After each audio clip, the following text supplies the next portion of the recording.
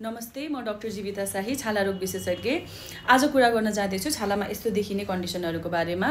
यसलाई हाम्रो डाक्टरी भाषामा यसलाई अर्टिकेरिया भन्ने गरिन्छ भनेपछि नर्मल भाषामा चाहिँ यसलाई पित्त जाग्यो, धाल्दा आयो, डाबर आयो भन्ने गरिन्छ है।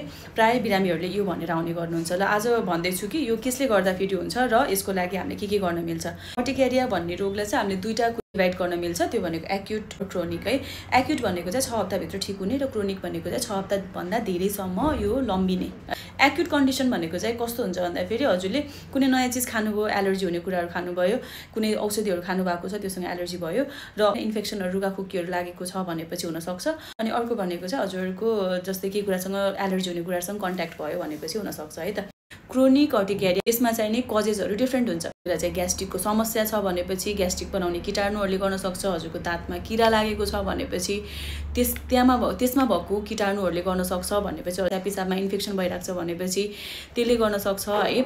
अनि अर्को भनेको पेटमा जुकाहरू परेको छ, जुकाको औषधि रेगुलरली 6 महिनामा खाइराख्नु भएको छैन भनेपछि तिनीहरूले गर्न सक्छ भनेपछि चाहिँ अरू इन्ड्युसेबल अर्टिकेरियाहरू हुन्छ। त्यो भनेको चाहिँ हजुरको के कुराले गर्दाखेरि हुने, जस्तै घामको कारणले गर्दाखेरि आउने अर्टिकेरिया हुन्छ।